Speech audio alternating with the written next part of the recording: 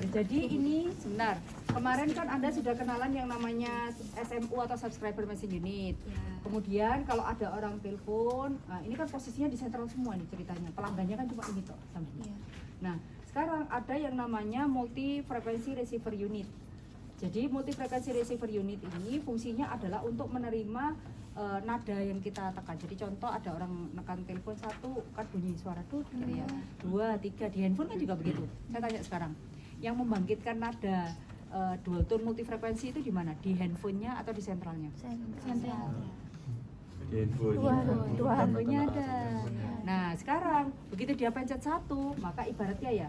Nah di sistem sentral ini dia ya ada orang pencet 1, 2, 3. Ada sistem yang namanya PD pulse dialing, ada yang namanya MFD multi frekuensi dialing.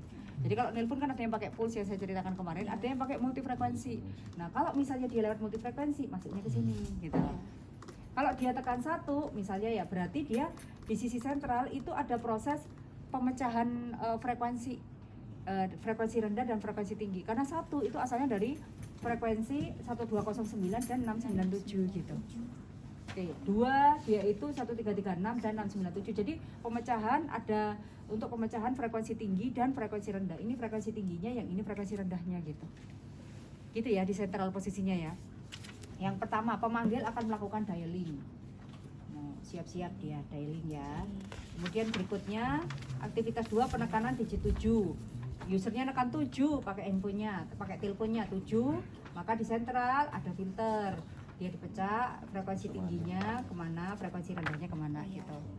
Makanya tadi kalau misalnya kita pakai handphone, kadang ya ada orang bersuara pakai cara ilegal gitu ya, yang saya cerita dikunci, dia pencet ya, kadang kan lewat gini ya, kadang kan ada noise dan sebagainya, sehingga sentral kan terjemahannya bisa keliru, sehingga nomornya bisa keliru. Tapi kalau sudah pakai handphonenya langsung atau ininya langsung kan hampir tidak ada interferensi atau noise karena masuknya di situ, sehingga ini udah benar sentralnya.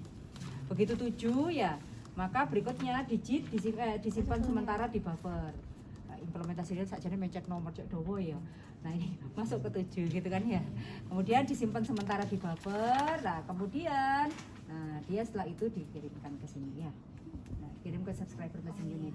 Jadi dia diterjemahkan. Jadi kalau dia nekan nanti implementasi realnya kan dia nomornya misalnya 7482. Sentralnya diterjemahkan 7482 ini jalurnya ada atau enggak. Kan yang saya ceritakan kalau misalnya terangnya penuh berarti kan dia tidak bisa disambungin. Nah, gitu. Nah, prosesnya sama ini. Nah, ini ya misalnya yang kedua 7 tahapannya sama. Setelah itu simpan di memori. Waduh, lupa saya mau menunjukkan oscilloscope-nya, kepencet maaf ya. Terus lanjut dulu ya. Kirim. Misalnya gak iso backspace loh ya. 74, terus berikutnya 8. Nah ini. Nah ini ya. Ini perhatikan. Ini F ada ini terus beneran. Oh. Ya. Mengerikan ya Mas. Tangan kiri rada aneh soalnya. Nah, ini nanti lihat ya. Jadi ada FO ini adalah frekuensi tinggi, yang ini adalah frekuensi rendah. Nah, ini frekuensi tinggi, frekuensi rendah. Ini berarti frekuensi rendah. Kalau Anda mau frekuensi tinggi, berarti Anda tinggal geser ini. Oke. Nanti dicek frekuensinya berapa. Kalau ada error, nanti dihitung persentase errornya berapa. Oke? Sama yang lain. Sudah, silakan dikerjakan.